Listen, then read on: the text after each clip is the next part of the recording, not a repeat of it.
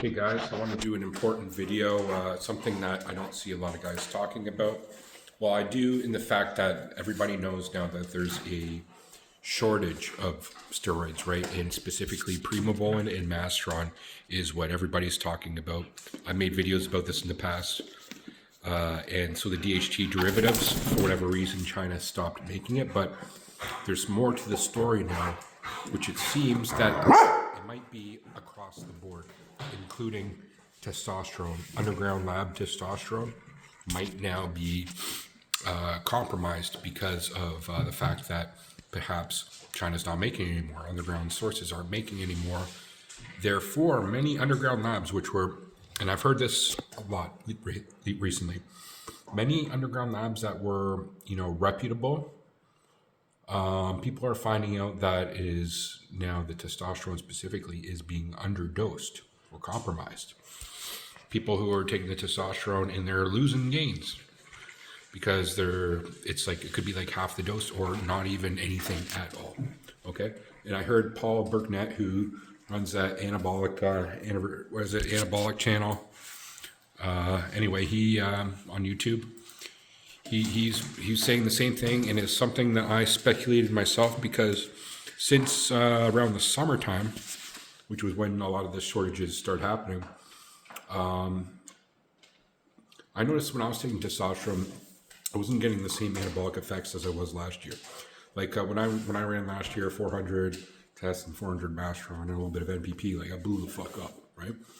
I did that stack again this fall, and it was very minimal gains. I didn't make many gains at all. In fact, I lost weight, and I was training hard still. It just wasn't, the gains was just not comparable.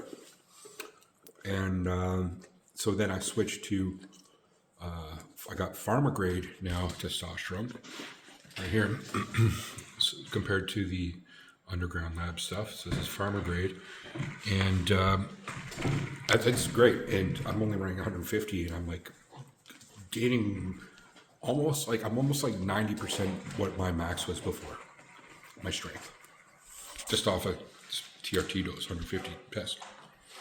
So something was like more gains than it was last time I was blasting. So I suspect things are underdosed or compromised, or potentially you're getting other compounds or all of the above. And I also saw another YouTube vid from these guys who are reputable. Name's not coming to mind right off the bat, but what they showed was, might have been Paul Burnett actually, it might have been the same guy. He showed that there was like some independent study that was testing a lot of like the underground lab stuff now, and it was very inconsistent results. Granted, it was in Australia, and they only had a few UGLs that they were doing, so it wasn't like they could have picked a few bad apples per se. But long story short, things were very much compromised there, underdosed. Not everything. A lot of them weren't dosed properly, and a lot of them were not what you were getting. Like they were spiked with other things, and there's also heavy metal / other types of contamination involved. So that's a concern too, right?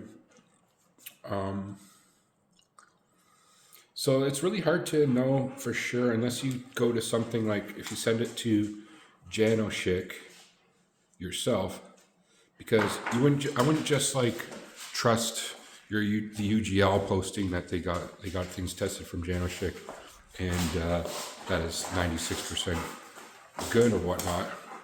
You'd almost have to do it yourself now if you're going UGL and sending your own samples out. The other option, which I've done, is that you buy the test kits, but those for the most part don't test potency or like concentration.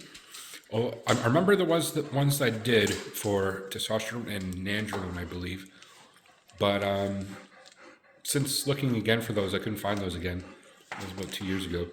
So they might be out there if there's ones that actually test like as far as concentration of the compound goes. That would be ideal, because even though it could have it could be underdosed, it would still show up as being legit testosterone, right? So and it makes it really frustrating. Like this is kind of throwing a big monkey wrench into the whole game, the UGL game, because things for a long time were pretty consistently good since I started doing everything. You know, like it's like you bought your shit, you know what you were getting. To be honest, I never knew if my concentration levels were correct, but whenever I went on a blast, I got bigger and stronger, right? So I suspected it was always good. And I always tested it to make sure that it was actually what I was buying, Androlone, etc. But now you don't know. It could be so underdosed because if there is a shortage of even things like testosterone, these suppliers are sitting on potentially a few kilograms worth of, say, testosterone cypionate, right? And if they want to make that last, they know that they're not getting any more of it, right? But they know they don't want to send like 0%, so they might send 60% testosterone, right? So people who are taking it are still, it's not like they're totally going into like atrophy and androgen, you know, suppression. They're still getting something, so, but they still might be losing a bit of gains, right? And they might not know why. But it won't be like they totally lose all their gains. So they might not realize, people might not catch on for, you know, a year or two and realize, wait, like, what the hell's wrong with my source? And by that time, it's too late. So I recommend everybody trying to get on real, legit testosterone through a clinic at the very least. And then in the future, if I buy UGL source, I'm going to potentially send it to Janoshik, any other compounds I'm taking, just to make sure that the concentrations are correct.